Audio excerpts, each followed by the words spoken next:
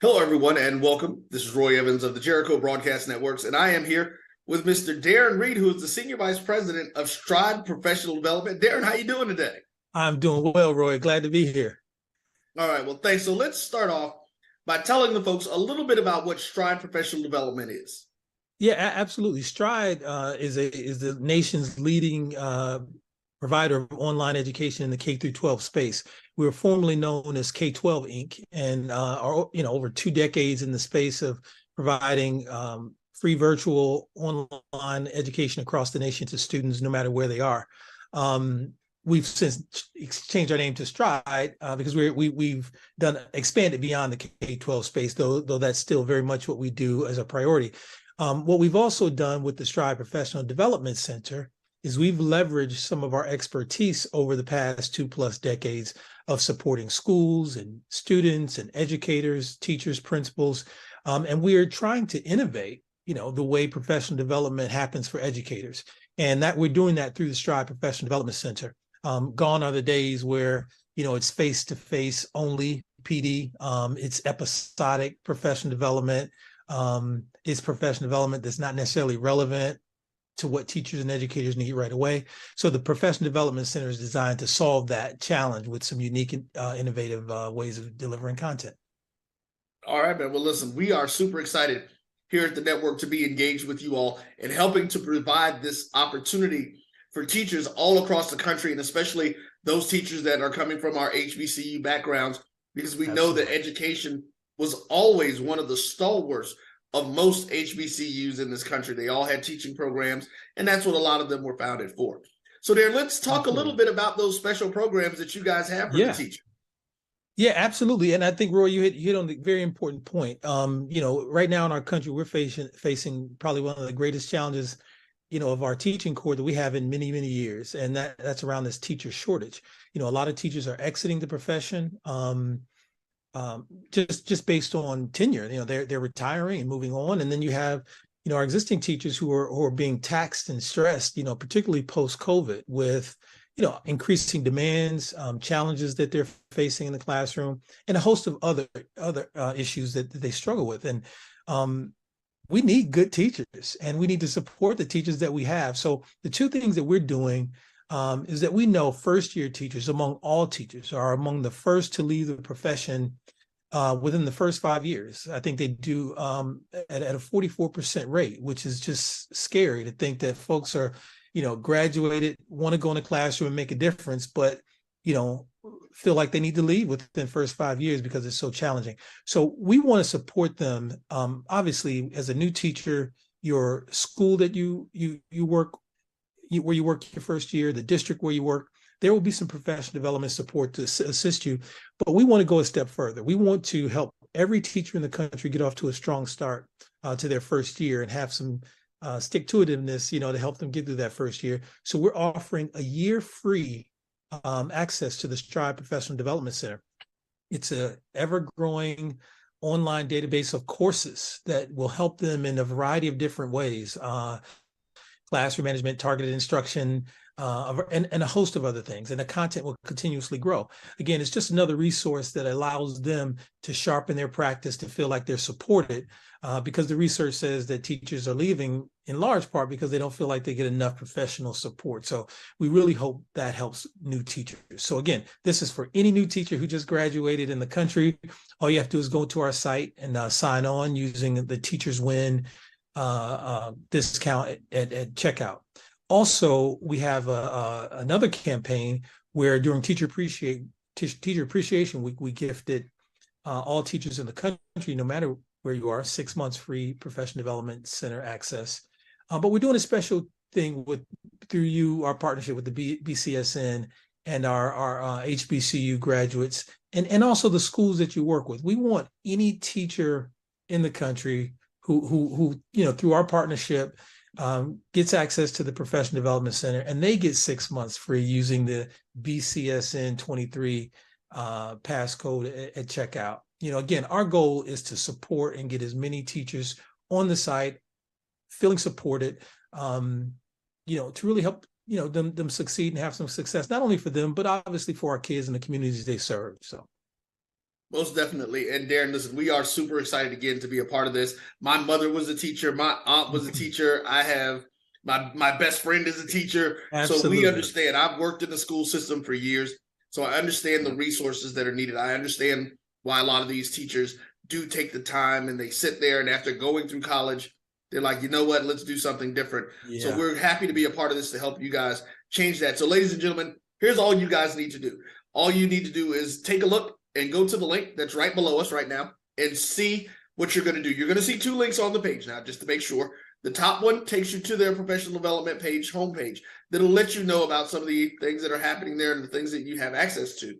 Go to the second link that says teacher appreciation. That'll take you directly to the content page where you can sign up and get your free year if you're a new teacher, and your free 6 months if you're an existing teacher. Let's show them how we utilize resources, and we make sure that we take time, those folks who are HBCU alum, and use this. And let's see what Stride has to offer. We're excited about it. We know you will be too. Darren, is there anything else?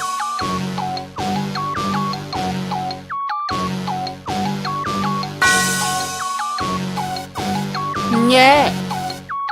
I love my HBCU. And boy, I love it, love it. I love it, love it. I love my HBCU. And man, I hope my team they won. Yeah. I hope my team they won. Yeah. Man. I hope my team they won. I hope my team they won.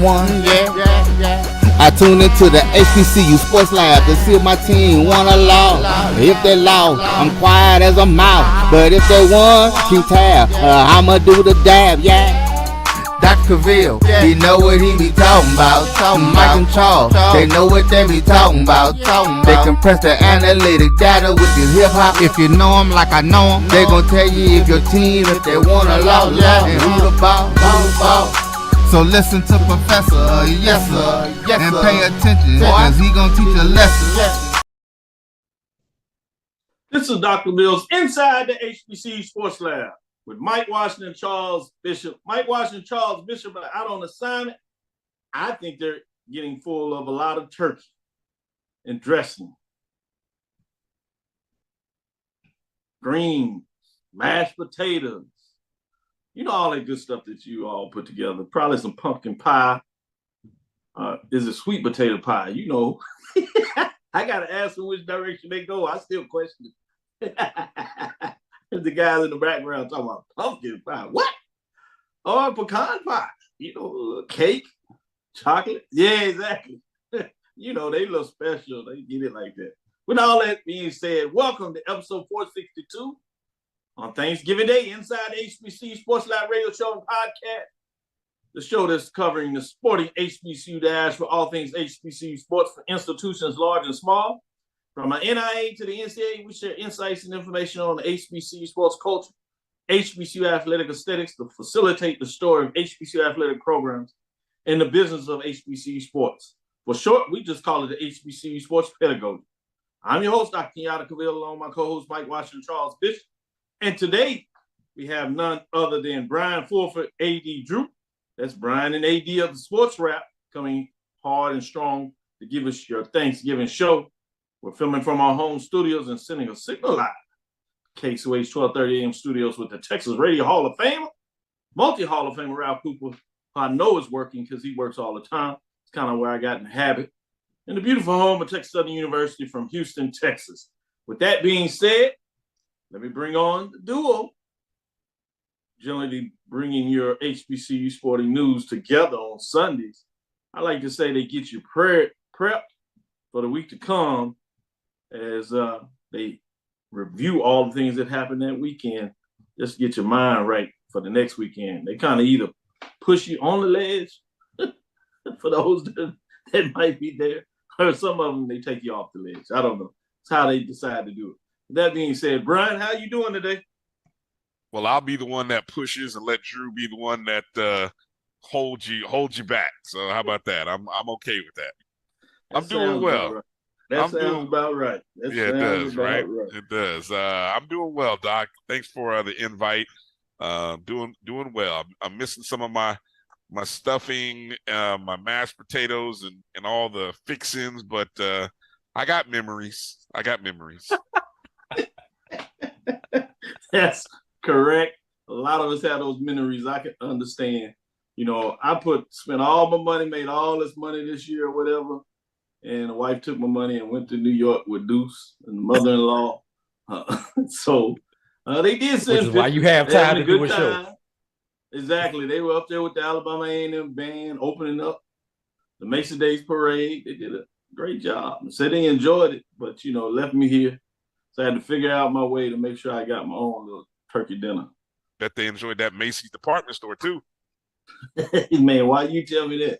I'm sorry. Now I got to go. Now I got to go look at the car. No, don't go do that. Don't go do that. With that being said, AD, how you doing today? Man, I am doing fine, Doc. And can I give you something that I'm thankful for on this Thanksgiving Day? I would hate that you wouldn't. All right. I am thankful for, you know, we're academians around here. We try to take an academic approach, especially on the inside the HBCU sports lab. I am thankful that we are in a real live case study, in the midst of a case study, which I hope will once and for all shut everyone up when it comes to the Celebration Bowl versus FCS playoff debate. And this is what I mean by that. Central in the Celebration Bowl last year. Central FCS playoffs this year. After the season, let's survey everyone with Central, the players, the coaches, the administrators, and see which experience they enjoyed best. FAMU, 2 years ago, FCS playoffs. This year, opportunity to go to the Celebration Bowl. Should FAMU make it to the Celebration Bowl? Let's survey them and see what their opinions are. And then for historical purposes, Doc, we can go back to the A&T teams who did both of them, and I mean with the same group of kids. Celebration Bowl, FCS playoffs, Celebration Bowl, and see how they feel 8-10 years later. And then whatever their opinion is, Doc, just put that out there and shut everybody up one way or the other on this debate.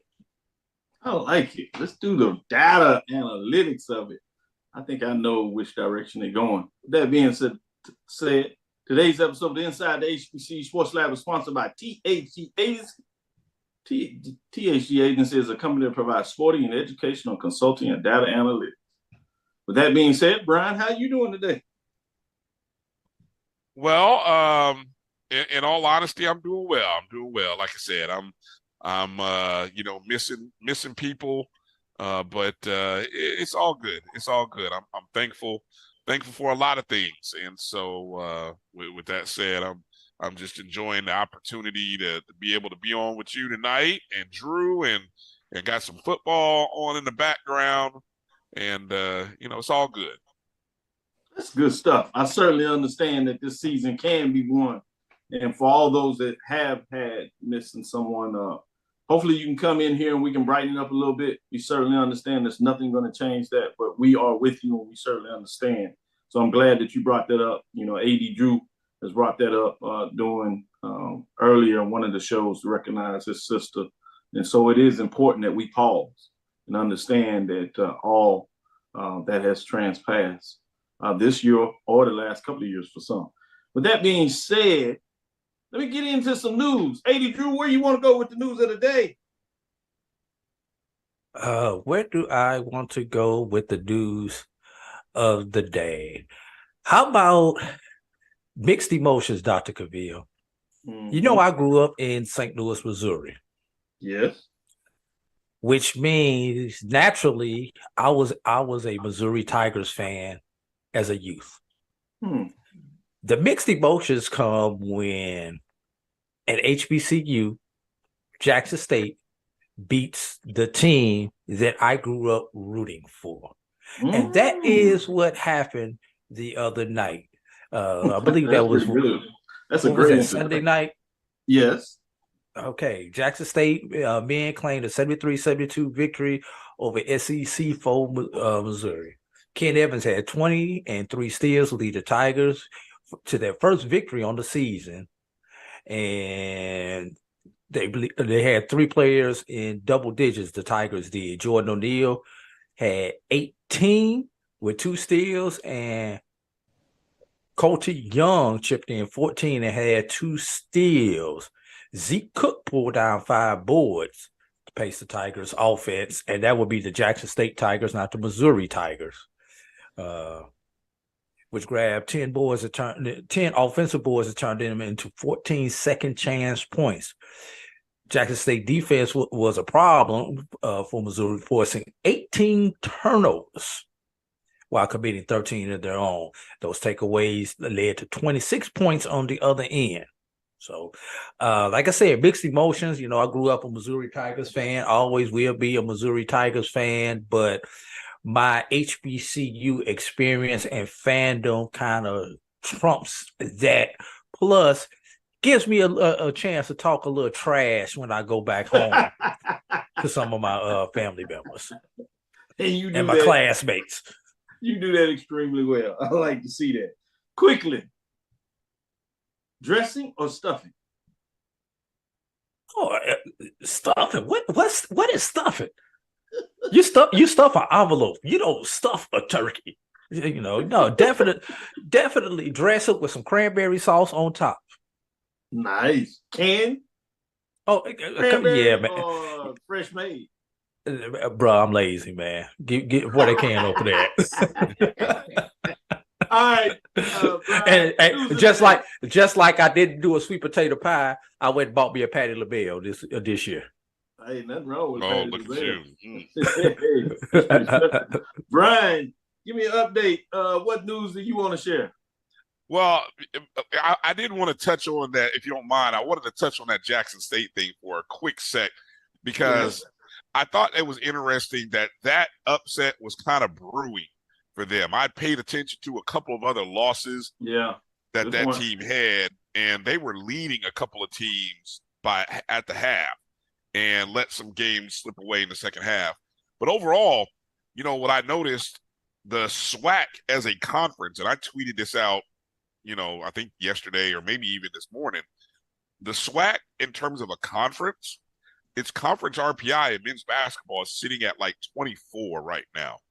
And in large part to these non-conference wins, like that win, the win by Southern against UNLV. Prairie View's got 3 wins on the season against mid-major programs. And the significance of that is usually we see the SWAC. UAPB.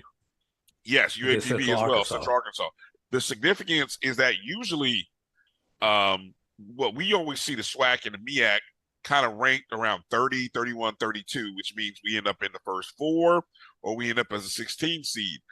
If the SWAC teams can continue their winning ways, especially against mid-major programs, you might mess around and see a SWAC team as a 15 or, God forbid, a 14 seed because of the conference continues to win.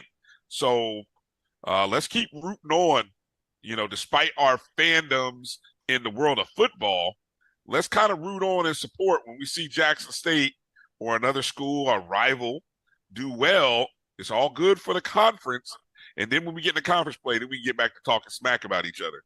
But, you know, I did want to mention that. All right, Doc, real quick, I'll mention over in the world of football that 3 HBCU coaches were named to the Eddie Robinson Coach of the Year, or they were named as Eddie Robinson Coach of the Year finalists from, I believe it was Stats Perform, or the analyst is what the site is called now.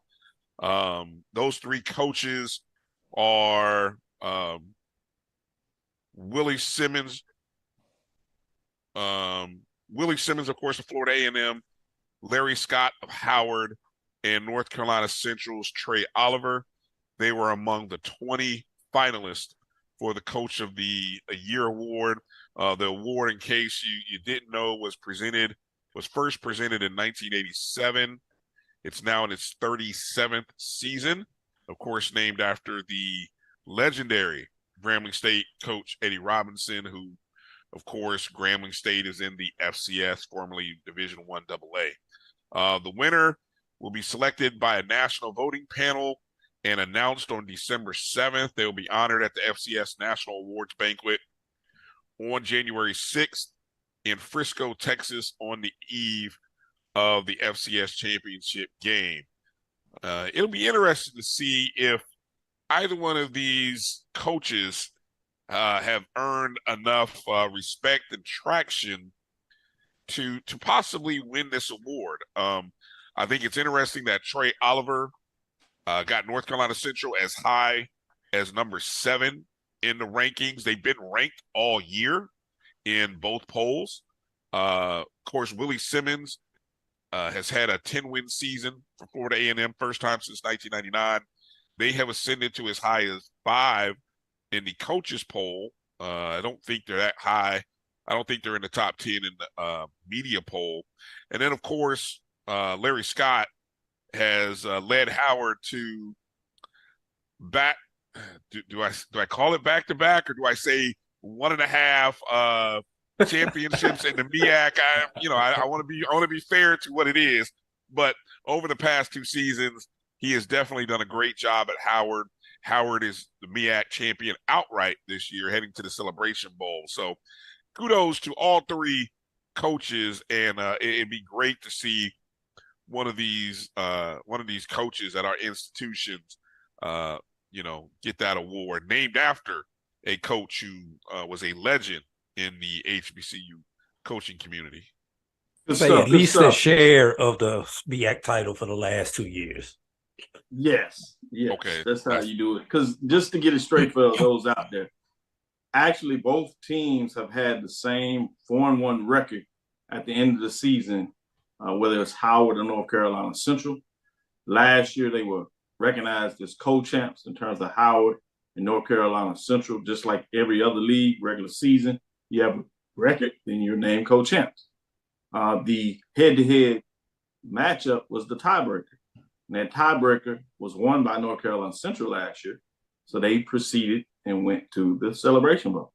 This year, both of them have the same record, except for Howard won the head-to-head matchup. But in this case, they came up with a rule in the MEAC in the offseason that there's no longer co-champions. So whoever wins the tiebreaker if teams are tied and earns the bid to the Celebration Bowl, they are recognized as the sole champion, although there were 2 teams with 4-1 records at the end of the season in the MEAC, as will go down in the record books, just so everybody is clear but not clear on what takes place in the MEAC. That being said, as we get into our first break, I did want to give some shout outs to Jackson State and other HBCUs. Jackson State paces all Division I HBCUs and FCS schools in home attendance. Jackson State led all HBCUs and FCS schools in football attendance for the 2023 regular season. According to the latest NCAA figures, the SWAC program drew an average of 30,000 fans. It was actually down, though, from 42,000 where they just swept everybody, averaging in 2022, but still paced the country. Among other HBCUs, Florida A&M, FAMU, averaged 17,616 in fans at Bragg Memorial Stadium, followed by Southern at 17,465 fans, Alabama State with 17,385 fans, and Norfolk State at 15,656 fans. All were ranked in the top 10.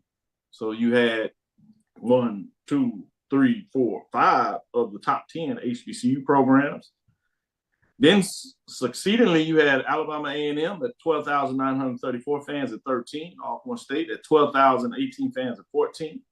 And then it drops off a little bit for those outside of the top 15, if you would. With that being said, we'll get into our first break. We'll come back on the other side, and we'll get into more thoughts as we move forward with our poll rankings. Then we'll give a chance to give AD, I think he has some follow-up thoughts as well. Stick with us. We'll be right back after this first break. It's never too early to plant the seed, to share the tradition, and instill a sense of pride in your HBCU with your little ones. HBCU Pride and Joy Children's Boutique helps you share your school spirit with a wide selection of adorable kids apparel and accessories officially licensed from your favorite HBCU. Visit HBCUPrideJoy.com and follow us on all social media at HBCU Pride Joy on Facebook and Twitter. You see, Head & Shoulders has scalp shield technology, protects against flakes even between washes. It's never not working. Kind of like us. We're never not working. Number 15? That's my rub. Ooh, nice. Never not working. Never, ever, never, ever not working. Welcome everybody to Juneau, Alaska. I don't like this one. Me neither. Let's get out of here. Dandruff protection that's never not working. Head & Shoulders scalp shield technology. T. Madden and Associates is a sophisticated and experienced law firm located in your neighborhood. We're turning injury to cash. T. Madden and Associates obtained almost $2 million for my injury. They turned my injury to cash. Now, we can't guarantee how much your injury is worth, but we've recovered millions for our clients. Call T. Madden and Associates at 833-PAID-123. That's 833-PAID-123. This is Brian Fulford. AD Drew and I are co-hosts of the BCSN Sports Wrap. We talk about all things related to HBCU athletics. From the games, teams, coaches, and fan interest stories, we cover it all. You can find our shows on Facebook at BCSN Sports Wrap, YouTube at MyJBN Online, and everywhere you listen to podcasts like Anchor, Spotify, Google, and Apple Podcasts. You can also find the show on the Jericho Broadcast Network's app. Make sure to download. We look forward to you joining the conversation and being a part of the show. Press the analytic data with your hip hop. If you know them like I know them, they gon' tell you if your team, if they want a lot, and who the ball. So listen to Professor, yes sir, and pay attention, cause he gon' teach a lesson. This is Dr. Cavil with Inside the HBCU Sports Lab. We're gonna get into it. I did want to give an update. Band of the Year announces 5 contenders. ESPN Band of the Year Committee has tabulated cumulative scores as it narrows down the 2 bands in each category. The final total ESPN Band of the Year competition are in, and we'll finally have a list of top 5 programs in each division that would be considered for an invite to Atlanta. The Band of the Year Committee released the rankings based on cumulative scores exclusively to HBCU Game Day. The top 5 programs in each category will be consideration for the invite to the Band of the Year competition take place on December 15th in Mercedes-Benz Stadium. 2 bands will be selected from the top 5 in each category based on a number of factors, including availability for competition. The participants will be announced on November 28th. We will discuss more regarding the top 5 after the marching sport poll. Ranking in week 12 mid-major division, major division segments are announced here. But before I get into that, I did want to say, Brian, fried turkey or baked turkey? Ooh, fried turkey. Well, you know, if it's good, if it's a good baked turkey, you know, you don't even think about that stuff. But once you've had fried turkey, you never go back. Yeah, it's tough. It's tough. I agree. AD Drew, did you want to have some follow-up comments from the first segment? Yeah, we were talking about it during the break. Curious to know if classics are included in those attendance numbers, and if so, which designated classics would be included. Because I look at a team like Alabama A&M, who played in 2 classics, if I'm going right off the top of my head. Obviously, the Magic City and Gulf Coast Challenge, or whatever they call the one in Mobile. They had like 3 of them in a row, back to back to back. So I don't know which one Alabama A&M actually played in of those 3. But, you know, and then Alabama State also. Magic City Classic, they played in Mobile. We know Jackson State played in the OBC. They played in Mobile. And I believe Jackson State was a designated home team this year in the OBC. So it's just one of those things as I look at those numbers. Let me give you an update in terms of the rules, because I think that's a good point, and folks will have that question. The rules are pretty straightforward in terms of the NCAA. The NCAA, at one time at least, allowed programs to designate a secondary home stadium. It had to be a regular game event that they played at least one major time there. You can only name one. So in case of Alabama A&M, obviously they play in Birmingham for the Magic City Classic, and they play in Mobile for a Classic or two, depending on the years. So they would have to designate one of those games as a traditional home stadium, secondary home stadium. And then when they are the home team, they could include that in their attendance. That was the rule at one time. Another example is the State Fair Classic. Even though it's a neutral site between Grambling and Prairie View, they still designate one of the teams as the home team. Essentially, whoever would have had the game on their home campus, they're designated as the home team. And they literally flip sides of the stadium every other year in the State Fair Classic. People that go there all the time recognize that you're not just designated one side, you pick up. It flips between who is the home designated, and the SID is responsible for providing credentials to everybody that seeks credentialing from a media perspective through that game. So it's not handled by the promoter. Obviously, they'll help in some conditions, but it is handled by the SID. Whoever's the home team is recognized as the team that could, if they designate that as their home program. So in a case, you could do that with Prairie View. Now, the thing that would be a challenge for Grambling, they also have the Bayou Classic, which we'll talk about a little more later in the show in regards to some analysis of that game. So Grambling could not count both. They can't say that their secondary home stadium is both the Dallas game there in terms of State Fair Classic or the New Orleans game, the Bayou Classic. They would have to pick one, no matter what, in terms of that case. Now, could they alternate year, like the year they're the home team in the Bayou, that's their secondary stadium, and then the year that if they're opposite in Dallas, that would be their secondary stadium? Would they be able to alternate years? Was there any clarity on that? I'm not clear. Or am I reaching? I don't want to put that out there. I'm not clear, but theoretically, if they update it every year, but that's a lot of work for folks that don't have that kind of time. But that's a great point in terms of trying to figure out how you want to average your attendance. It's gotten to the point now that I don't even think most of them count any of the classics. So I don't know if the rule has changed. I'll follow up on that and see if I can find some clarity. So with them playing their annual game in Jacksonville, they could count that as their secondary stadium. Correct. Over the last couple of years. Okay. Correct. Can I also add, it's interesting when you think about those attendance numbers, is I was looking at the percentage of capacity for those rankings, which I think is also an interesting sort of sidebar in that discussion. And I think it's something that athletic administrations should definitely target, think about. You know, for example, Jackson State, while leading the FCS at 30,000, are just at 75% capacity, which in a stadium that seats 50, that's still pretty good. But when you start moving down to those other top 10 schools, you know, nice job by Florida A&M to be at 89.7% capacity at about 17,000, while Southern, Alabama State, Norfolk State, they have room for growth.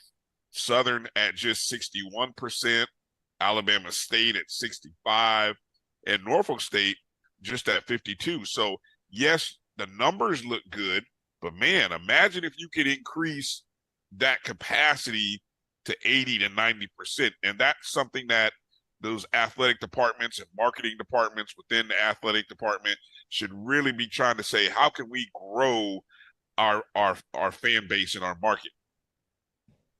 Correct. I agree with you in terms of that. And that's when you really get into the business metrics in regards to understanding where you are and if you have the capacity within your athletic department in terms of business. Unfortunately, hopefully we're getting towards that. But my experience is you oftentimes have the marketing person associated with the social media person, who oftentimes is the same person that does sports information.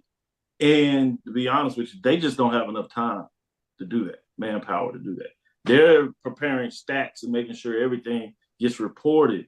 You just don't have that. So while that would be good in terms of understanding that, you need somebody that specializes in marketing to understand, no problem, Drew, because I've seen it in there, is that sometimes on the outside, we look at the next step in terms of business capacity.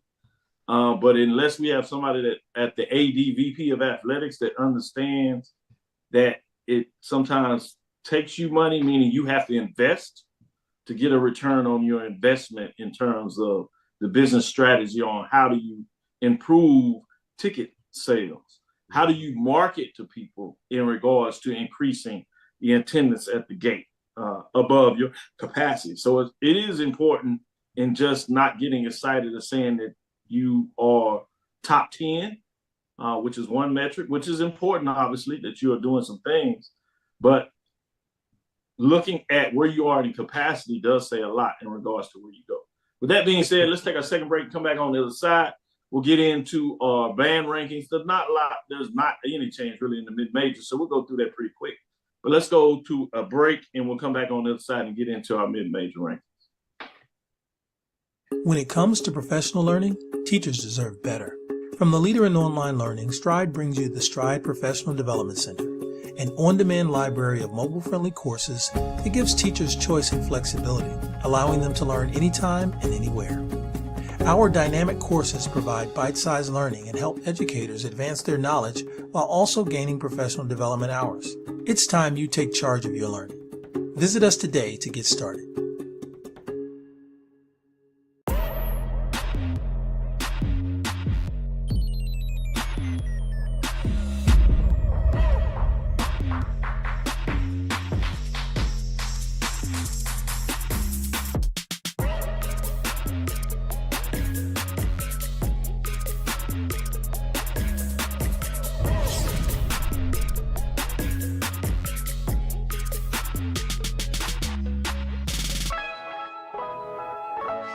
Since 2002, Empowerment Resources, Inc., a nonprofit organization, has empowered more than 1,500 youth and adults in Duval and surrounding counties through its programs Journey into Womanhood, Girls Mentoring, Life Skills for Teens, and Parenting Education Coaching.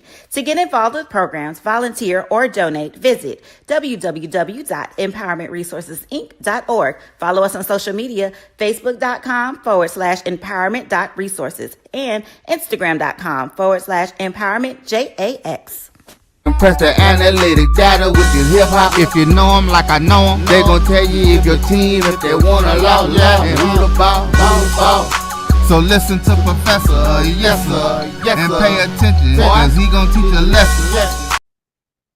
This is Dr. Will with Inside the HBCU Sports Lab. Man, see, even on Thanksgiving, we're talking about the business of sports, HBCU lane. We're going to get into it. With that being said, let's get into the mid-major marching sport in week number 12, I should say. There's not a lot of changes as things continue to go down, and not a lot of matchups as Division II is basically over except for the playoffs. Obviously, we had two teams in the playoffs, so we're down to one. And then we have the inaugural Beach Bowl, which features two more HBCUs participating, where you will get a final band matchup. So we'll roll with it. And nobody dropped out, as I said, top 7. We have Albany State Golden Ram Marching Show Band, remain at 7 and 3-1, and 3-1 in the conference race. We have number 6, Virginia State, the Trojan Explosion, 4-1, 3-0, as they remain at 6. And number 5, Clark Atlanta Mighty Marching Panther Band, 3-0, 2-0. They remain at 5. Be interesting for their pep band. Shout out to the men's program at Clark Atlanta University, as they have reached, 5-0, 6-0, as they continue to get it done. They're undefeated early part of the season. Shout out to Clark Atlanta Panthers on the men's side basketball program. With that, get it to number 4, Langston Marching Pride of 3-0, 2-0, 132 points. They remain at 4. At number 3, the Benedict Marching Tiger Bands of Distinction are 4-0, 3-0, 151 points, remain in the 3rd spot. At number 2, Winston-Salem State, the Red Sea of Sound, are 5-1, 5-0, 3 first-place votes, 162 points, remaining in the 2nd spot. And then we have Miles, the Purple Marching Machine, are 5-1, 4-0, 5 first-place votes, 164 points. So they remain number 1 in week number 12 in the mid-major marching sport. AD Drew, what are your thoughts in terms of the March mid-majors rankings this week? As you see, everything stood fast because there wasn't any direct matchups. What are your thoughts there? Well, I mean, it's not a whole lot to really comment on because there weren't a whole lot of changes. Right. I think everybody's in the same spot. If I looked at that correctly, Dr. That's Cavil. correct. No change. All right. So here's the question. Let's spin this to the band of the year. For those bands that are in that final five for the band of the year, how much do they continue to work on their routine and stay sharp until they get that call saying yes or no? Kind of same thing as a football team waiting on their bowl bid right now or going into playoffs. If that's the only thing that I could really equate that to. Do they do that? Do they continue to practice and stay sharp and work on a routine for the band of the year competition, just in case? So that's the big thing. And I know I've got my favorites from your poll and the band of the year competition, who I would love to see in Atlanta when I get to Atlanta on that Friday afternoon. But I guess we have to wait till Tuesday to find out. Yes, Tuesday is the day. Let me give you the top five as HBCU Game Day official designated to release it of the ESPN Band of the Year. Top five compared to my top seven.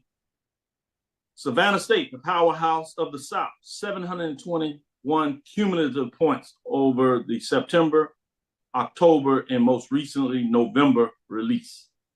Number 4, Central State, the invincible marching Marauders, are 723 points.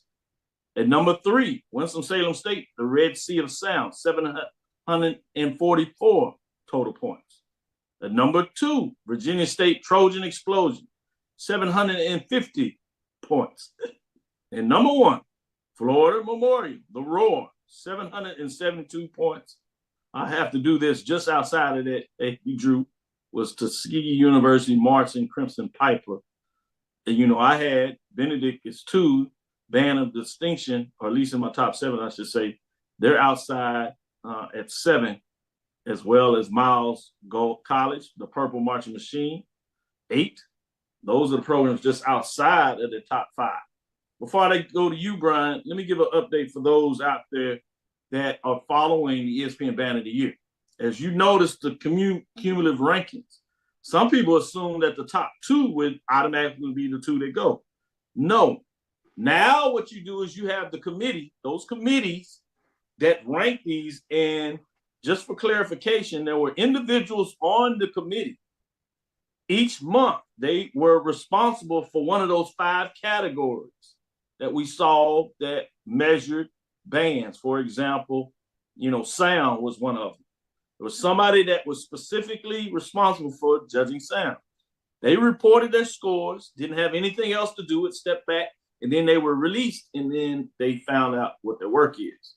Now that group of individuals, they will go into a room, receive all this data that they went over, and then out of the top 5, they will make a choice on the 2 that represented it.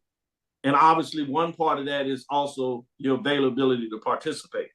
So similar to what you see with these committees that do a selection for the playoffs, FCS, BCS. Division 2, obviously they have some different rules, and even more so in the past, BCS, and most recently the CFP, college football playoffs, in regards to that. And then I say it's similar to what you see for those that follow the Catholic Church with the Pope and the white smoke's coming out the chimney. They'll release it on HBCU Game Day, and they will tell you those 2. So that's part of this too. So HBCU Game Day is the chimney. Yeah. They will do 2 smokes, one for each of the top 2.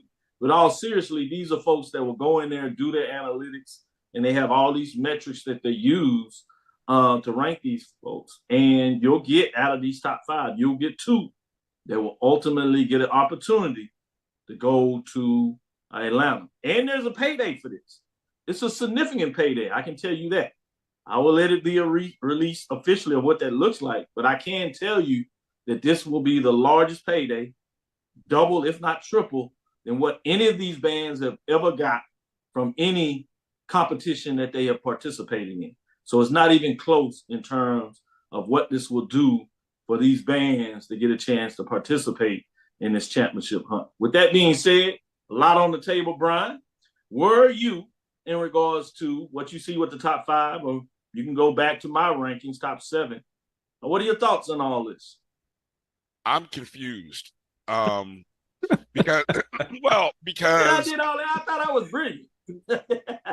you were excellent. You were excellent, Doc. Great explanation, but he was just born that way. I'm worried. I'm worried that you've created a system that to me seemed very precise, clear to understand.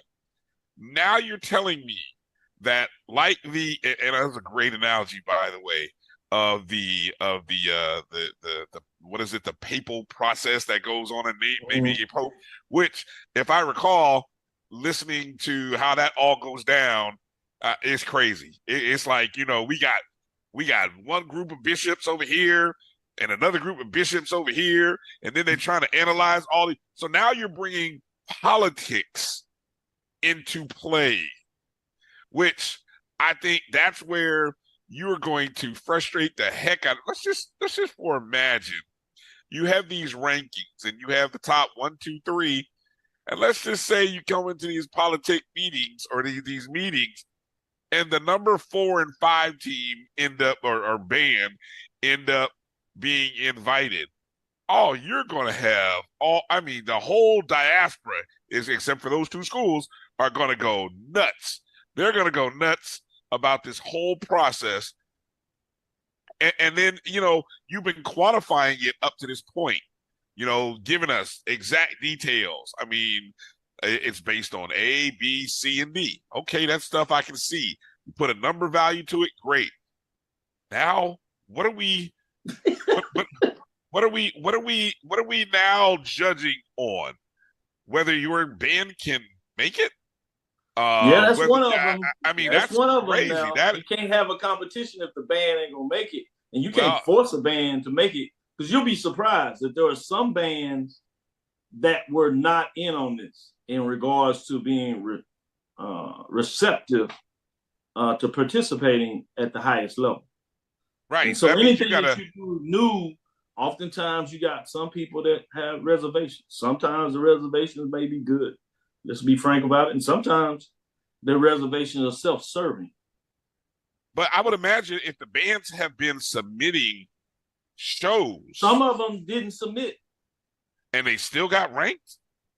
Yeah, because they would go in and do their own analysis. Now, that is part of the analysis with the group. If you were not part of the process of submitting everything, there's a chance that you may be slightly ranked lower than somebody that was fully participating and had everything in. And to me, that's fair.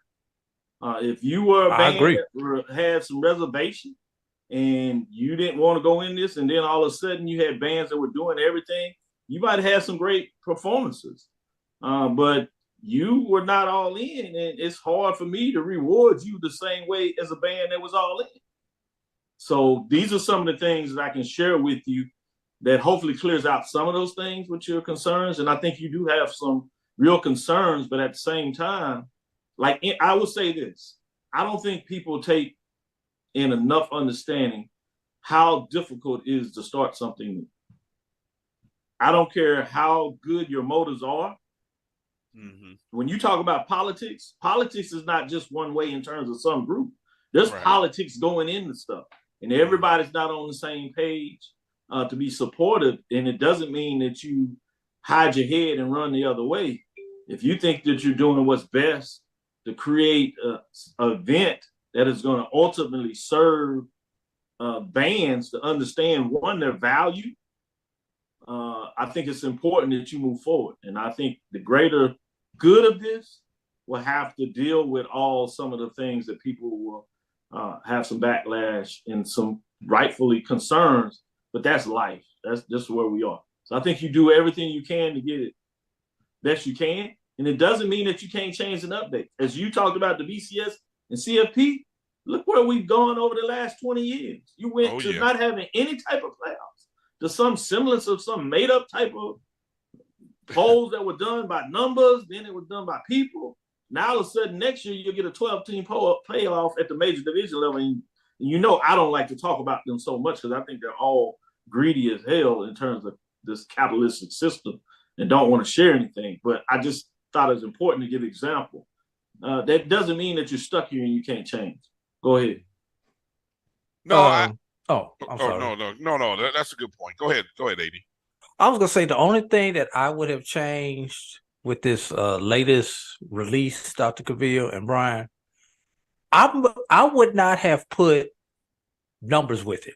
I just would have said these are the 5 finalists, and let people speculate. That way, some of those things that Brian is concerned about, if number 4 and number 5 wind up getting in there, people gonna have all this chatter. No one knew who number 4 and number 5 were unless you were able to really go back and really do some deep diving and analytic type stuff. I just would say these are 10 teams, 5 at this level, 5 at this level, under consideration. You know, stay tuned on Tuesday at X o'clock, and we'll release the final 2. That's just what I would have done. Yeah, that's a good point. But I think some way you got to also do this from, we were talking about marketing earlier. Some of this is also marketing. So part of this, in terms of HBCU game day, obviously being official release, that's a marketing strategy in terms of group. Us being able to talk about it, comparing it to my top 7, that's a marketing strategy. The fact that you put some type of rankings like they just do with the CFP again, you know, they talk about the top 6 and they do it every week. Sometimes they're the same, slight changes, but it gives people something to talk about, and it's a measure, although it's only the final one that really counts the most in terms of who's going to be in there. So you also got to put in there's the capitalist part of this, there's a marketing strategy to drive interest. So I do see your point that it would solve one issue, but then you got the other issue about marketing. Let's take another break, come back on the other side. We'll get into some matchups, give you some analysis of this Turkey Day Classic. Not Turkey Bowl, but that's something else. We'll be right back on the other side after this break. Charmin Ultra Soft has so much cushiony softness, it's hard for your family to remember they can use less. Sweet pillows of softness. This is soft. Holy Charmin. Oh, excuse me. Roll it back, everybody. Sorry. Charmin Ultra Soft is so cushiony soft, you'll want more, but it's so absorbent, you can use less, so it's always worth it. Now, what did we learn about using less? You gotta roll it back, everybody. We all go, why not enjoy the go with Charmin? At CDW, we get speed as the new currency of success. Our team spends way too much time tending to outdated applications and software when they should be focused on driving application agility and innovation. CDW Amplified Development Services modernizes software and application development to help accelerate innovation and digital transformation. So you mean building new applications, UI, and mobile interfaces? Well, you said you needed to innovate more quickly. Oh, so he's a listener. To do more at scale, trust CDW Amplified Development Services. Compress the analytic data with your hip hop. If you know them like I know them, they gon' tell you if your team, if they wanna law, and who the ball. So listen to Professor, yes sir, and pay attention, cause he gon' teach a lesson. This is Dr. Cavil with Inside the HBCU Sports Lab. We're here with AD and Brian. With that being said, let's get into Montgomery, Alabama, Hornet Stadium Turkey Day Classic. Man, to be so into HBCU sports, you know, it used to be all about the NFL for me. Now, obviously, I don't really follow the NFL. That's for a different discussion, different reason. But I'm glad that we have the Turkey Day because it allows me to get some football in, and I'm all in it, so I watch it point blank as a TV analysis, much like anybody else. But Hornet Stadium, Turkey Day Classic, you had major division number 6 Alabama State Hornets. Finished the season at 7-4, 6-3. They defeat a mid-major at number 7 Tuskegee Golden Tigers 7-4 as they fall, and 6-3 in terms of 6-2, I should say, still in terms of the conference, and that should actually be 6-2. I added that game as it was conference. I guess I got Tuskegee joining the SWAC a little early. Final score was 41-3. With that being said, Drew, let me go to you in terms of your analysis on that matchup.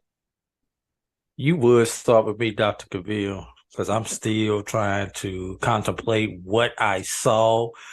I've had to put the eye drops in my eyes to clear up what I saw.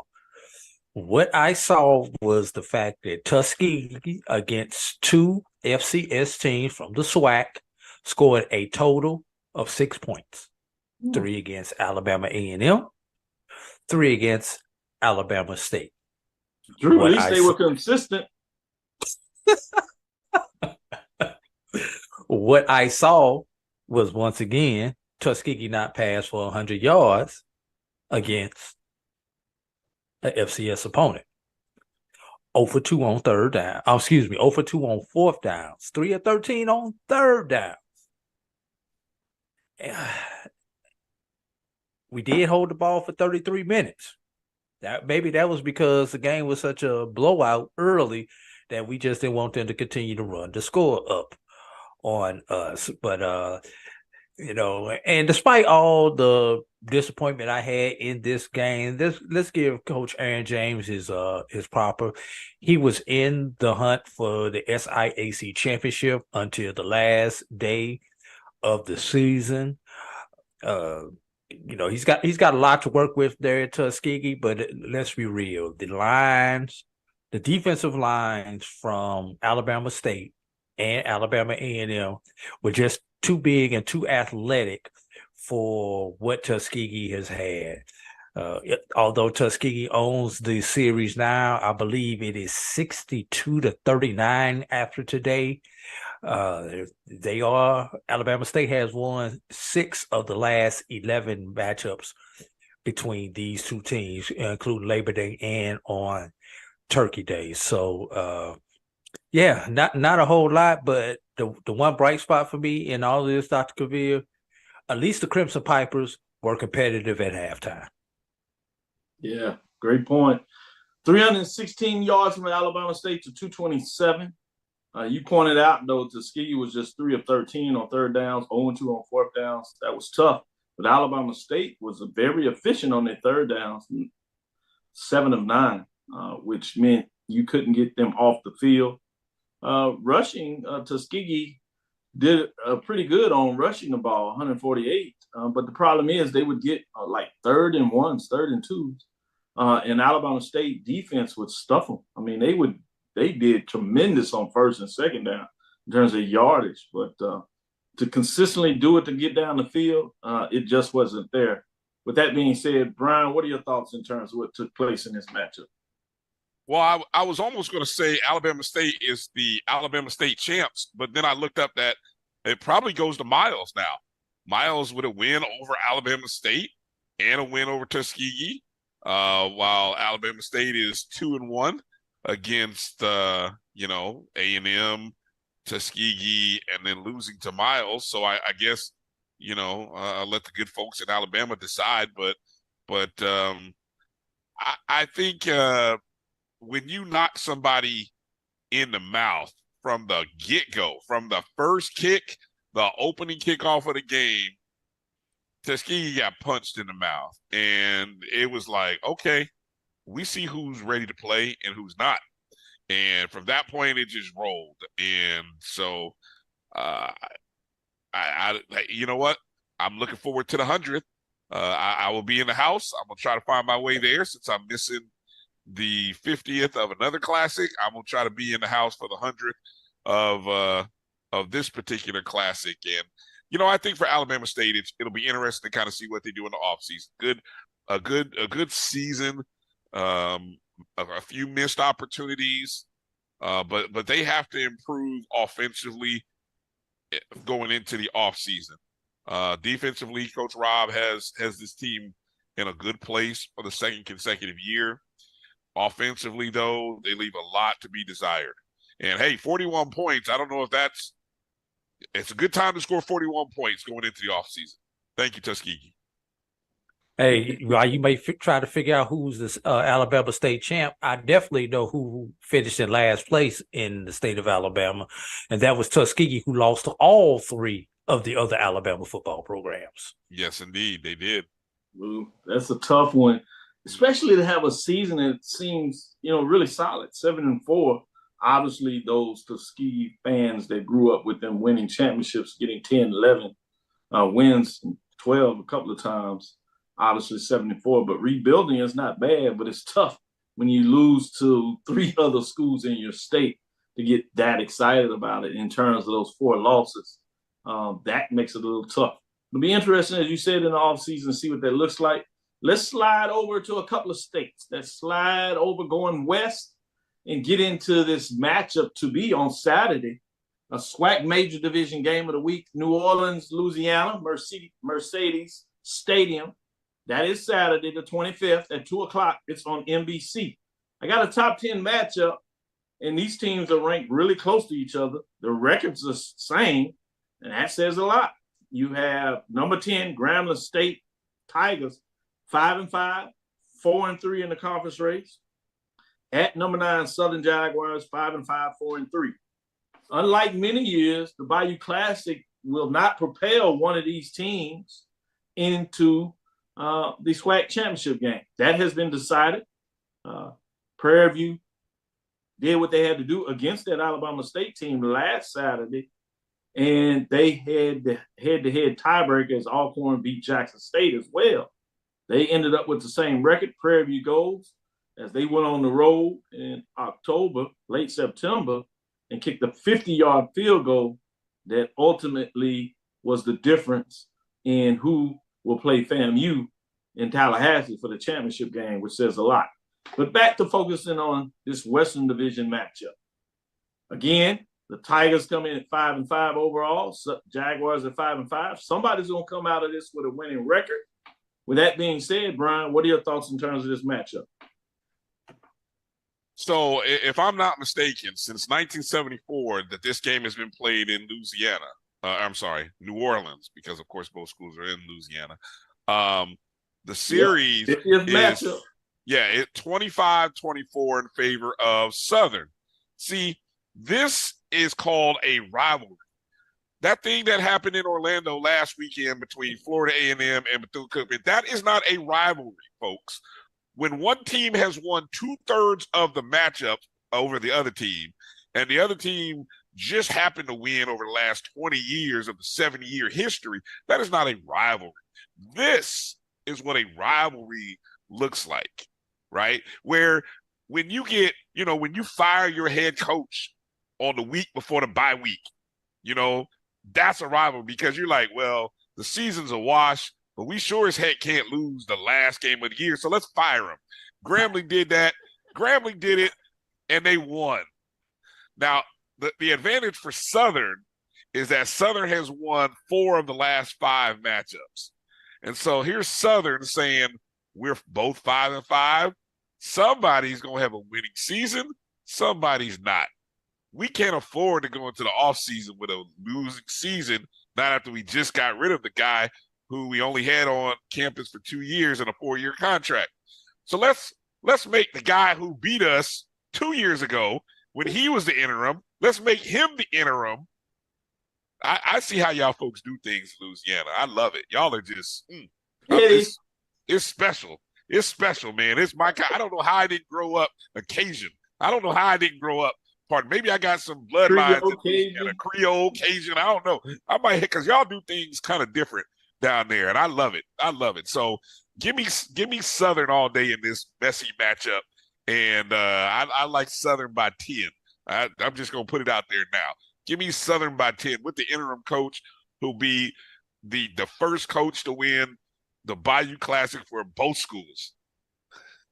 Good stuff. As Brian said, Terrence Graves leads Southern into the Superdome as the newly anointed interim head coach. The longtime SWAC assistant coach had the same opportunity 2 years ago when he was the Grambling interim head coach and led the Tigers to a 29-26 victory in the 2021 48th Bayou Classic. Now he's back for the 5th. And you talking about a hell of a trivia question, particularly if he can get the win. 80, which direction you going? Well, my question is, should win or lose, does the W or the L go on the interim head coach or the acting head coach for this particular game? And Sean Wallace is the acting head coach, which kind of goes to, like you say, you all that stuff you like down there, Brian. You know, he gets the L. I'm gonna tell you that now. If they it's lose, me- he gets the L. it's mess. You got an interim head coach, but you got an acting head coach for this game. You know, don't nobody know what the hell going on. Don't nobody know whose record to put this on. None of this stuff. Hey, Look, they might be onto something, Drew. They might be on a new way of organizing and running things. Don't sleep. Southern might be onto something. Just watch. Just watch how this plays out. they might be onto something, but something gonna be running away from them, and that's the Grambling running game. Because if Hugh Jackson continues to pound the ball like he has done over the last few weeks, they are going to run away with this thing. Grambling has been hot the last couple of weeks. You know, Grambling had went through this low. They won, they lost, they won, they lost. Now they won. It don't matter. Whether you play our Sisters of the Poor or FBS team, the one thing Grambling has is confidence. The one thing Southern has is confusion. I'm going with confidence over confusion in this particular matchup. I'm going with Hugh because, let's be real, Hugh cannot afford to lose his game to an interim head coach and keep all those people in North Louisiana happy. Hey, if Grambling wins this game, we're talking about Hugh Jackson in a whole nother light all off season. I'm just going to tell you that now, because we're going to be like, oh, look at the program. It's progressing. He won 6 games last year. We're talking about him entirely different if Grambling wins this game. That is so true, but it's crazy because if Drew said he lose it, you're talking about a whole different way. So it's like one game in terms of your total record really decides how we're going to talk about you in the offseason. But you're accurate. That will be the case, right or wrong. That's the case. With that, let's take another break. We'll come back on the other side. We'll talk about the major division marching sport. We have a new team in the top 7. We'll let you know who that is and why. Stick with us. We'll be right back after this break. Nope. Nope. Come on, him. Ooh, I like him.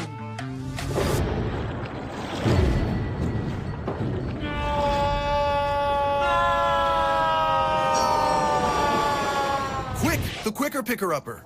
Bounty picks up messes quicker, and each sheet is 2 times more absorbent, so you can use less. He's an 8. He's a 9.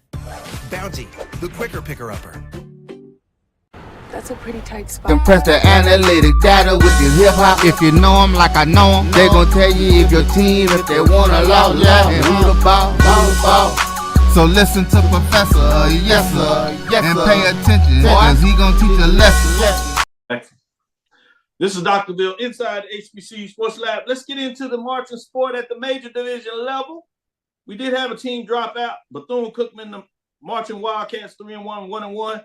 Not only do they not totally participate in some of these marching bands and things of that nature, maybe that's even ESPN. That's a whole nother conversation.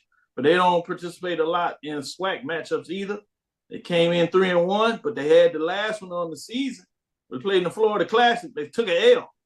Boy, did they. 3-1, 1-1 overall. So they fall out of the top 7 for lack of participation and getting an L on the way out. Boy, I tell you, it's tough. It's tough to be the marching Wildcats.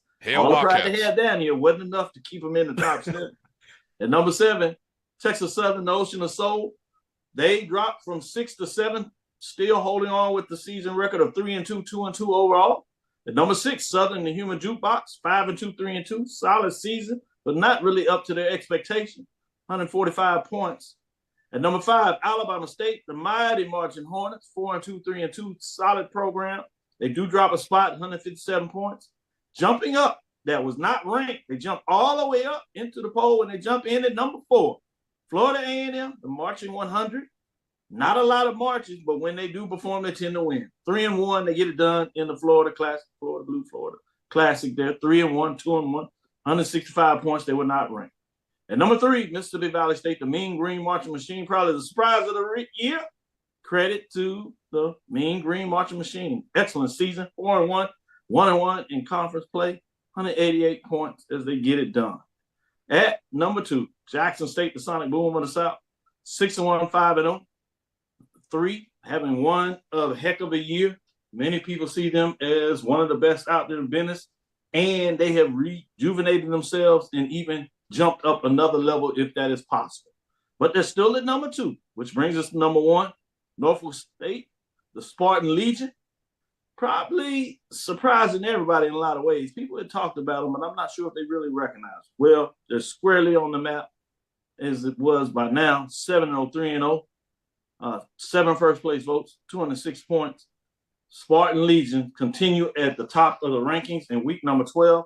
Got to win this last game as they took down South Carolina State. The marching 101, they got it done. Before I ask you your thoughts on this, let me jump to the ESPN Band of the Year. The committee did accumulate the scores in the band categories at the major division level. They have the top 5. They actually have a tie for number 5, right? And that is 5, Tennessee State, the Aristocrat Band, 778 total cumulative points. Also at 5 with 778 points is the Prairie View A&M Marching Storm that really pulled forward over the last 2 months, including being at number 2 in November, which has thrust them into the argument in terms of the top 5, really top 6, because there's a tie at 5. At number 4, Norfolk State, the Spartan Legion, 791. At number 3, Southern University Human Jukebox, 801. At number 2, Jackson State, the Sonic Boom of the South, 808 points. At number 1, North Carolina A&T, the Blue and Gold Marching Machine, 832. The Norfolk State, as I have them number 1, they are 4 here. So my top 7, I pretty much have everybody in there except for North Carolina A&T that they have as number 1. So there is some distinction there. Part of that in my ranking, again, you have to participate in matchups. And since joining the Colonial, right, now the Coastal Athletic Association, they just do not have a lot of matchups against HBCU bands. Not that they did a whole bunch of traveling, but it is even more difficult now when you don't have that matchup. They are doing 5 other categories, which does not necessarily match up head-to-head participation, which I think is important when you call it a marching sport. But that's a whole different dialogue. With that being said, let me stick with you, Brian. What are your thoughts in terms of top 7 major division marching sports? FAMU 100, they were out most of the year, but they showed out in classic form at the end of the year, and they jumped in the top 7. Not in the top 5. If I do give you this, though, outside of those top 5, at 6, really 7, when you do your rankings, Florida A&M, Marching 100, 770. Texas Southern Ocean and Soul, 735. And balancing out is South Carolina State, Marching 101 at 7-2. Number 9, Alabama State, Marching Hornets, 676. And Grambling State, world famed Tiger Marching Band at 673. Ryan, what are your thoughts? I think A&T, I'd be shocked if North Carolina A&T Blue and Gold Marching Machine is not one of the 2 finalists. I think they've been consistently in the rankings all 3 weeks, like either top 3 in almost every category. One time, I think they were number 1 in 3 categories. Again, we talk about validating. As much as you want to do all this, at some point you have to validate what you're doing by having at least one of the right schools in there. And so the one school I think that you got to have in the finals is A&T. You can flip a coin on Jackson, Southern, and Norfolk, to be honest with you. I think all 3 quality bands. I don't know, again, what you would distinguish one versus the other, but I think A&T's got to be in there. Oh, interesting. Good points. Good points. AD Drew, what do you say? I want to go to your poll, Dr. Cavil. Nice to see another blue blood jump into the poll with the Marching 100 jumping into your poll. You know, we discussed this last time that I was on here discussing the bands about the lack of blue bloods in the poll. But what concerns me is that another blue blood, Southern, is going the wrong direction for a blue blood. Right. You know, and obviously we've got 2 blue bloods who are not appearing in your top 7, that being A&T and Tennessee State, the Aristocrats of bands, not appearing in your top 7. But we know why they don't appear, because one of your criterion is matchups. because of their conference affiliations, they don't get the matchups that you need. Shout out to Norfolk and Jackson and Southern for actually having matchups. They've had 7 matchups this season. Unfortunately, Southern has not done as good in their matchups as the other 2 that I mentioned there. Now, here's the question that I have for your posters, Dr. Cavil. With Florida A&M jumping up to number 4 in your ranking, with possibly 2 matchups remaining, does FAMU have enough where they can crack one of those top 3 spots with those final 2 matchups, considering that everyone in front of them is possibly dead? Unless, like Brian said, if Norfolk gets to the Band of the Year competition, that would give them a late matchup that I'm pretty sure that your poll is going to consider before it names its champion also. That's absolutely correct. I'm glad you asked that question, because that is what we actually will do and wait on. You do have a matchup with Southern that may help them. They have the Bayou Classic against Grambling. And according to the Band of the Year, that's a top 10 matchup. So it'll be interesting to see what Southern and Grambling get done. That's going to possibly create some movement. And yes, you're going to have a Marching Storm, Marching 100 matchup in the SWAC championship game. That's going to give those 2 bands the opportunity to have some movement one way or the other. Certainly if FAMU gets it done, that vaults them up a chance to move up when the other ones are not going to play during that weekend. And then you have FAMU, if they get it done in the SWAC championship game, they have another matchup with Howard, Showtime Band, which means they have a chance potentially on at least 2 more victories. And that doesn't count if they actually make it to the Band of the Year. They would have 3 matchups left in terms of what's going on. So there's a lot still out there in terms of the Marching 100, as their trajectory is certainly going up. Southern has at least 1 more, so that's potential. Prairie View has a chance to have at least 2 more. So it's going to be fascinating to see how this goes down in terms of the marching sport band ranking, particularly in the major division, because you have these matchups yet to be determined. And we'll see what that looks like with the mid-major in regards to who gets in.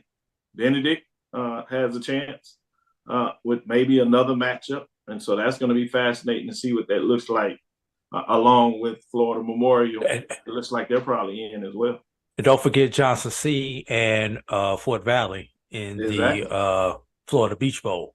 Yeah, so we'll play this out all the way to the end. We'll freeze it after this week because you won't have the matchups. Well, I should say after next week, we'll freeze it. Based on that, the mid-majors will be frozen this week, which we have done with our band ranking. So great point. I'm glad you put that at the table for those that look at what we do with our marching sport rankings. With that being said, we're going to take another break. Last break, if you would, we'll come back and talk about some of these playoff matchups and get you on your way to get back to the kitchen to get your late night snacks and some of your turkey recipes. Some of y'all got another piece of patty waiting on me. Yeah, those famous turkey sandwiches. Yeah, with the dressing. We'll come back on the side and see what your thoughts on these playoff matchups. Stick with us. Be right back. That's a pretty tight spot. Watch this. Of course your Buick parks itself. That's so you. It's just up here on the right. Of course you know where we're going. That's so you. Kind of got a 6th sense. And a head-up display. They're here. Hit the field, warm up. You brought all these players in your Buick? Yeah. So you. It is. There's a Buick that fits your life, because at the heart of every Buick SUV is you. From novice to aficionado, find yourself here. High quality cigars plus personal customer service. Slow Burn is Waco's only mobile cigar lounge, featuring a meticulous, curated collection of premium cigars. Visit our website, www.slowburnwaco.com, That's www.slowburnwaco.com. Compress the analytic data with your hip hop. If you know them like I know them, they gon' tell you if your team, if they wanna love, and who the ball. So listen to Professor, yes sir, and pay attention, cause he gon' teach a lesson. This is Dr. Will's Inside the HBCU Sports Lab. We're back for our last segment with Brian and AD of the Sports Wrap as they're gracing me on this Thanksgiving Day. Give me a chance to take them away from the family a little bit and take them away from the table, which is a good thing, but it doesn't mean they don't have a chance to go back. With that being said, let me give a special shout out to John Grant. Quote, the beautiful thing of all of this is we are talking marching bands in November and December, changing the game. I would say 100% without a doubt. Great point. Definitely, And Mr. Grant. as I said earlier, the nice thing about it is there is a sizable reward that is going to these bands, unheard of, that is unmatched about what they have received for participation in Battle of the Bands or other contests as well. That is significant in terms of changing the game in multiple ways. With that being said, Drew, macaroni and cheese or black eyed peas? Black eyes for New Year's, mac and cheese for all other holidays. Amen. Amen. Oh, good one. Brian, green bean casserole or greens? You actually thinking? You know what? My mom made a real good green bean casserole. Yeah, I mean, she really did. Damn, I missed that. I mean, she made a real good green bean casserole. I remember the first time she made it, I was like, what in the world? And then you had that first that taste. Little nice crust. Yeah, you had that taste. You're like, Mom, what is this? Yeah, so ever since then, I became look, I love greens like every other black man that grew up. So, I mean, look, but green bean casserole, I'm going to go green bean casserole.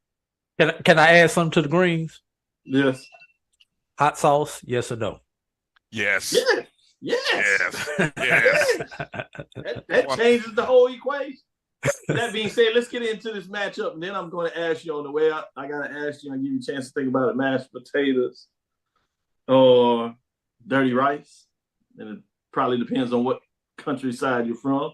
You get a chance to think about that, and then I have a last one for you as well. With that being said, let's go to the mid-major division, SIAC. Saturday, NCAA Division II playoff, second round NCAA Division II playoff. Shout out to Channis Berry. I had a chance to watch his show this week. He really is doing well over there. Excited about what he gets done. 12 o'clock, that's 11 our time. Sac, number 11 overall in the top 25 versus number 4 in the top 25. Lenore Ryan Bears, 11-1 coming off the first round victory. 8-1 in terms of what they did in conference play this year. They're ranked 4 in the region.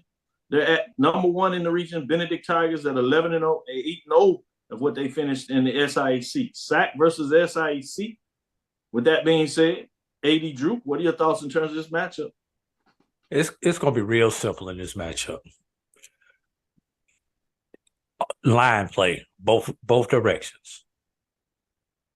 Can the Benedict defensive line continue to dominate like it has SIAC opponents against this SAC opponent? Because the line for Lenore Ryan, let me tell y'all something. The line for Lenore Ryan is the truth. You know, I'm not taking anything away from the Benedict Tigers players, but this will be probably their biggest test of the season thus far. The only line that maybe that they face that they could compare to Lenore Ryan would possibly be Miles. So can their defensive line get into the backfield for Lenore Ryan? Because Lenore Ryan only ran like 68 plays last week, 69 plays, something like that, which means they back to slinging that thing. And the only way you can sling that thing and get big plays and put up that many points is if your quarterback has time. They cannot give their quarterback time in the backfield. And let's flip the script. Last year, this time, the Benedict offensive line let Benedict down. And we know not only with the passing game, but the running game.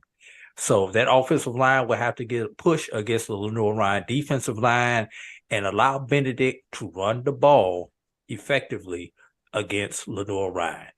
If Benedict can dominate the trenches offensively and defensively, Benedict wins this game. Good stuff. Good stuff, Brian. What are your thoughts in terms of this matchup between the Bears and the Tigers? I really dove into the numbers looking at this matchup, and you come out realizing these are two of the top defenses in Division II. Just like Drew said, I don't know, this might be the biggest test in the region for Benedict, with all respect to the teams on the other side, because everything that Benedict does, Lenoir Ryan does just as well. Points per game, both are averaging over 40. Benedict's like 1 point more. Opponents' points per game, Benedict is only giving up like 8.5 points. Lenoir Ryan's giving up 11. I found two little nuggets that I think we all ought to pay attention to. One of them is on third down, right? Offensively, Benedict is 5th in the nation on third down conversion. Conversely, Lenoir Ryan is 2nd in the nation in preventing opponents to have success on third down. So when Benedict has the ball on third down, pay attention and see, okay, what does that look like? I think it's also converse on the flip side of that Lenoir Ryan is not very effective on third down. So, to flip down. So basically what I'm saying is pay attention to third down on both sides of the ball, because there's a give or take there that is a positive for one team, a strength for one team, and maybe if you want to call it a weakness, let's just call it something you maybe don't do as well as other things. Also, how the game starts is so important for Benedict. Lenoir Ryan, who they won 11 games this season, their only loss came when they didn't score first. Literally 11 wins, they scored first in every game.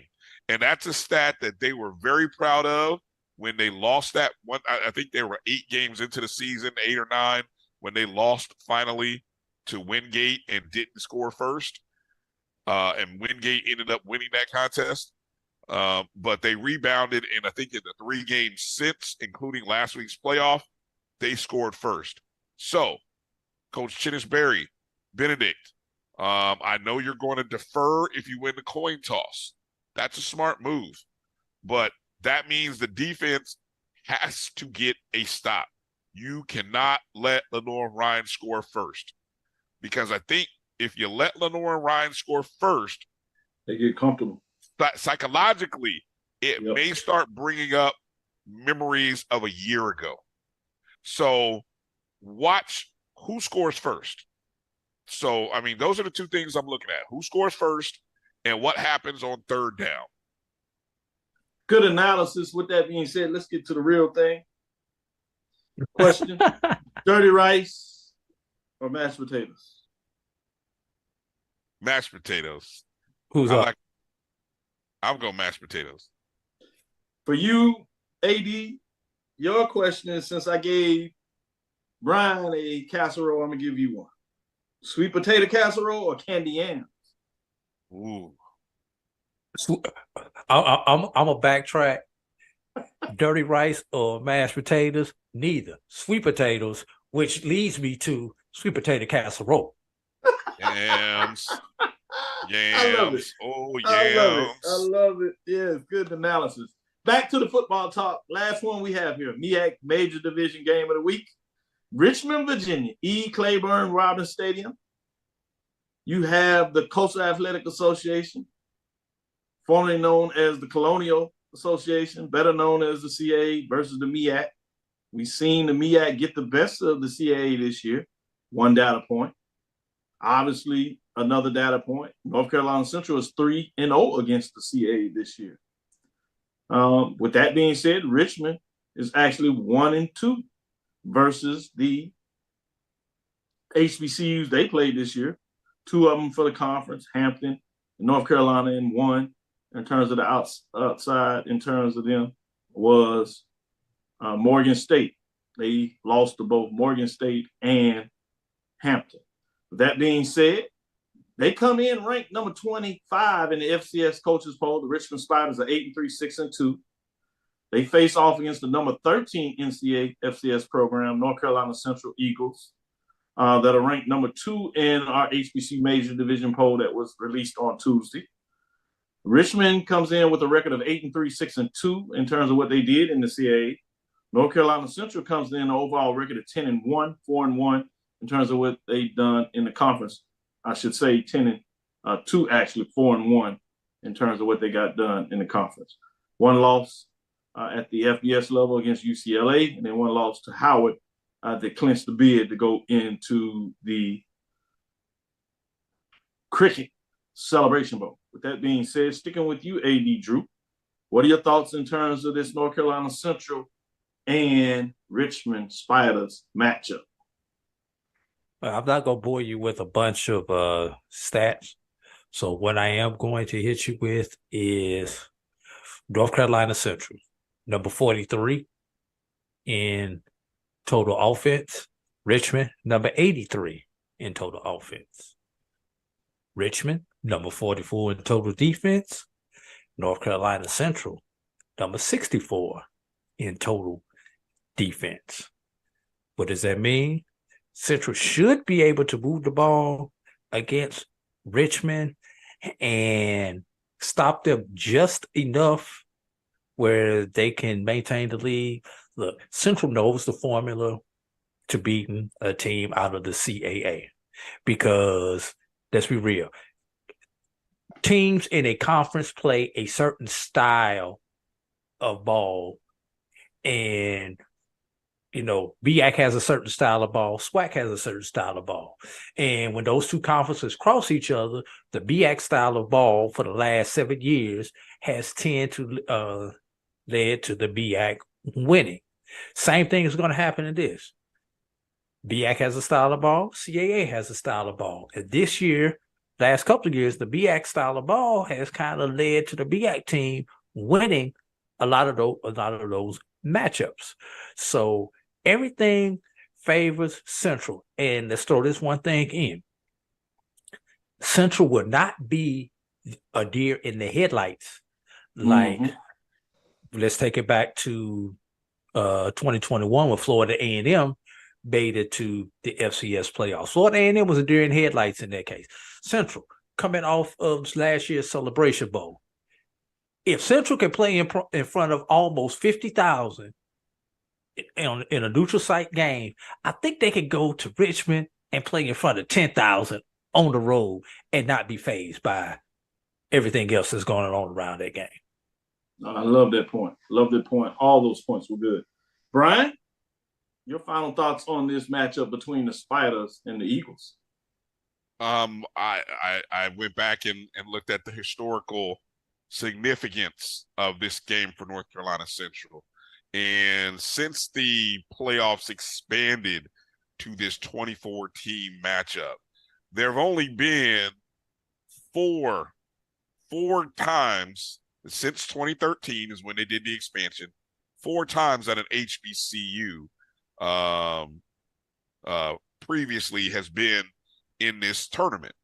You had Bethune in 2013, Morgan State 2014, North Carolina A&T in 2016, FAMU in 21. You forgot Tennessee State and in 2014 or something, 2018, something like that. Tennessee State is in there because they got a win against a Pioneer team, I think. Patriots. And those first 2, Brian, that's when the BAC still had an automatic. The first 2 were automatic. I think the Tennessee State one was 2013. You're right, Doc. Yeah, that was 2013. So it was Bethune and Tennessee State. What's significant, I thought, Richmond has knocked out 2 of those teams. Okay. And then also, when I looked at the path of where they place Central, Central is in a path where winning a game against a pair of CAA schools puts them in a quarterfinals matchup against a 4 seed. Every other time, you either had to run up against 1 or a 2 seed. Great point. Yep. And so, I guess my point is, go 1-0 Central. Do what you do. Do what you've been doing. Davius Richard, be Superman. Be great. Mookie Collier, run like there's a Jackson State defender in your path and stiff arm the hell out of any spider that you see. I mean, really, this is such a great opportunity, but I think it's going to shine a light on our programs, our culture, our coaching, and just what we do in the MEAC. I think so. I mean, I hate to say, I think I read a post or an article about carrying the flag for HBCUs and MEAC, but really, just like Benedict, that's what Central is doing. And this year feels like you got the team to actually get a first round win. You feel like you got the team to do it. And so I just hope they can close the deal. Yeah, you're right. This is really looking good, which is what makes me nervous when it seems to be too good, is when you have your constellation. But we'll see it play out. We certainly will be fans and watching it. We certainly are pulling for both Benedict Tigers and the North Carolina Central Eagles to take us on a ride as we follow the other side in terms of the SWAC championship game and the cricket wireless celebration bowl at the end of the season. With that being said, make sure you check out Carlos Brown on Saturday, AD and Brian on Sunday. Brian, AD, you wanted to add something? Yeah, I just wanted to give you something to mull on. If this is not good news for you, Dr. Cavil, then I am going to tell you. But as we get ready for the SWAC championship game, and we'll break this all down starting Sunday on the BCSN Sports Wrap, and I know you have your breakdown. I knew I should have muted his mic. On inside the right sports to the wrap. outro. Right to the outro, Doc. All right, here's the stat of the day. Since 2010, there have been 11 rematches in the SWAC championship game. Yeah. In those rematches, the team that won game 1 is 9-2, Dr. Cavil. That's a good one. With the 2 wins coming in 2012, when Jackson State won the regular season match, UAPB won the championship. Yeah.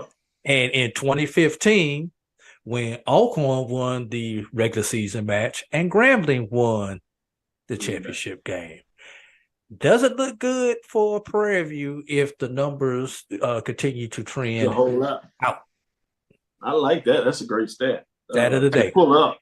As you said, it's not one that I enjoy that much. With that being said, sweets as we close up. Cakes or pies? Brian? Pie. I'm going to go with this one. I'm going to go pie, so that probably makes this easy. Pecan pie or pound cake? Ooh. Pecan pie. Love pound cake. Only Drew? my mom's pound cake. How about a pie disguised as a cake? How about a cake disguised as a pie? Oh yeah, that's tricky. Cakes or pies? And I'm gonna just answer before you even throw it out there. Cheesecake. Oh, you like cheesecake? I was gonna do sweet potato pie or chocolate cake, but since you said cheesecake, I'll substitute that in there. Cake disguised as a pie. Yeah, you're right. With that being said, let's get out here. We're having too much fun. Thanks, Roy, for all the pain and extra time he spent with us. Thank you two gentlemen for taking time out of your schedule and blessing us and making sure that we can have a show on Inside the HBCU Sports Lab.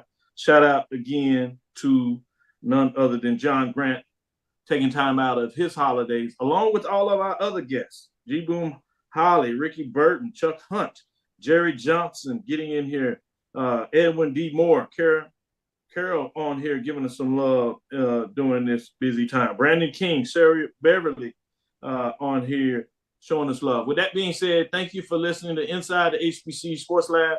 Make sure you share our podcast with your friends and colleagues.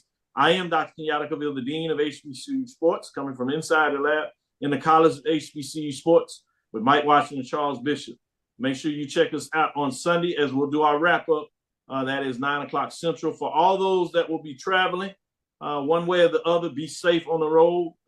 May the blessings be with you, and may you continue to enjoy your friends, family in terms of that, and some good old-fashioned HBCU football. With that being said, again, we want to thank you for listening to Dr. Mills Inside the HBCU Sports Lab with Mike Washington, Charles Bishop. Obviously giving us their talent today is Brian A.D. With that being said, we look forward to next week as we discuss the latest in the news. Follow me, Dr. Kenyatta Cavil. That's DrKenyattacavil, Twitter, Facebook, and Instagram. Inside the HBCU Sports Lab 1 on YouTube. Facebook and YouTube is Inside the HBCU Sports Lab, and that is Inside the HBCU Sports Lab 1 on Twitter. Dream big and continue to move forward. Again, let me especially thank AD Drew, Ryan Fulford for taking out time in their schedule. Make sure you continue to check them out, Brian, on the ONG Strike Zone. They had a great show. If you get a chance, go back while they talk about a lot of Rattler love, as they should. They took us down memory lane. They brought in some of those founders that really took us in the social media world as things started on the blog spaces. They did it with the MEAC fans page, the SWAC fans page that you know now, that transition to SWAC Sports, TSPN, and which is now HBCUsports.com. They paid homage to Eric Moore, rest in peace, as also they talked about the fifth quarter page and those involved in getting that started. So go check that out when you get a chance. Great history, great legacy in terms of that, great job in terms of the interview and telling the story. Brilliant. Also, as we said, Carlos Brown on Saturday. Check us out on Sunday. With that being said, we will talk with you soon. AD Drew. Of course. Brian Fulford. Lecture. Roy. Dismiss. Happy Thanksgiving.